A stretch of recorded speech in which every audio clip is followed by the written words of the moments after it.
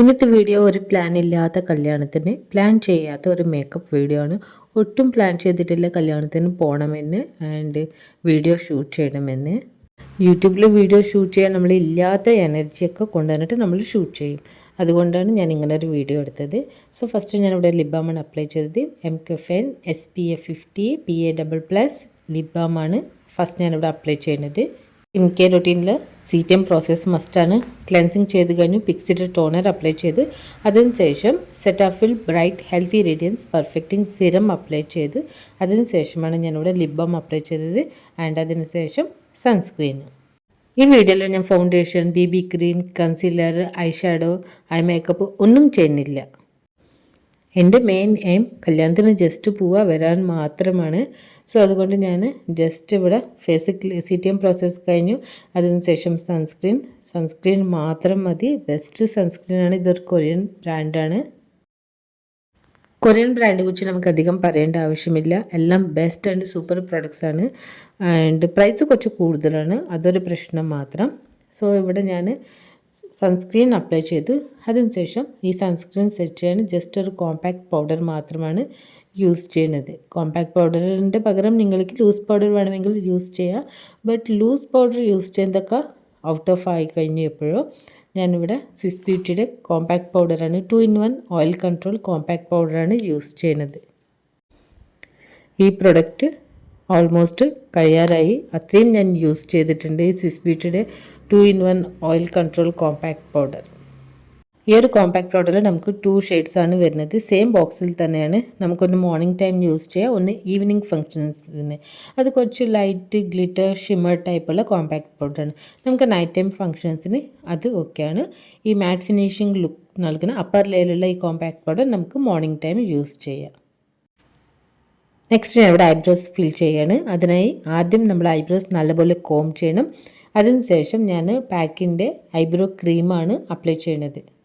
ഇത് pack super bro cream സെഡർ creamy ആ ഷെയ്ഡാണ് ഞാനിവിടെ യൂസ് ചെയ്യുന്നത്. ഇതൊരു ബ്രൗൺ ഷെയ്ഡാണ്.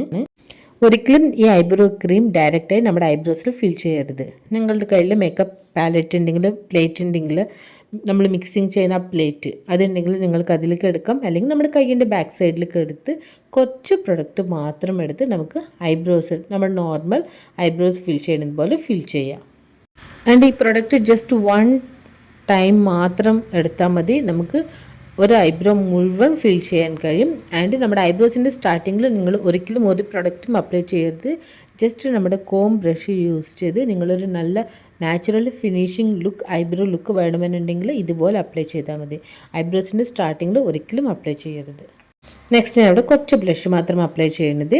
ഇത് just herbs nourishing lip and cheek ടിൻ്റാണ്. ഇതിൻ്റെ ഷെയ്ഡ് 07 റോസ് കോറൽ ഷെയ്ഡാണ്.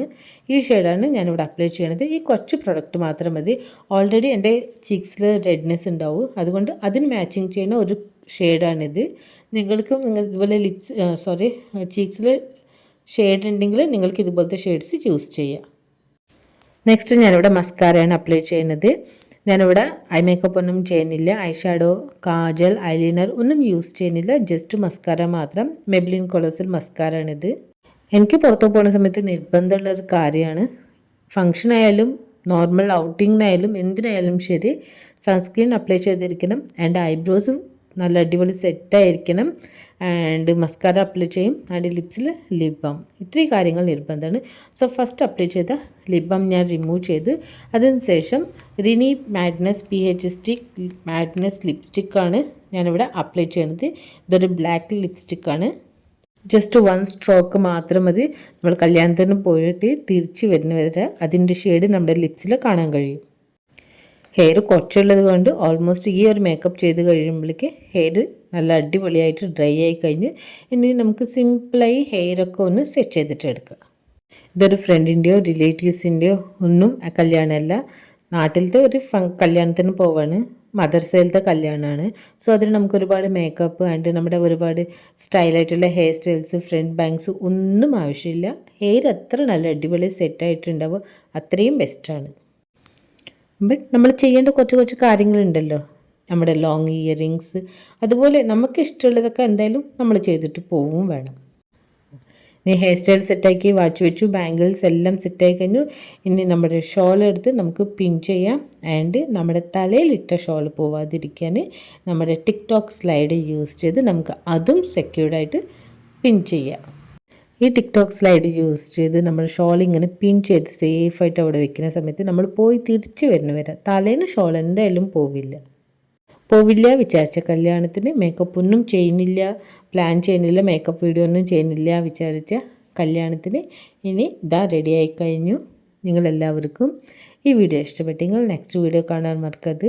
ഈ വീഡിയോ ലൈക്ക് ചെയ്യാൻ, ചാനൽ സബ്സ്ക്രൈബ് ചെയ്യാൻ ആൻഡ് ഈ വീഡിയോ നിങ്ങൾ ഫ്രണ്ട്സ് ആൻഡ് ഫാമിലിയെ ഷെയർ ചെയ്യാൻ മറക്കരുത്. Thanks for watching. See you next video.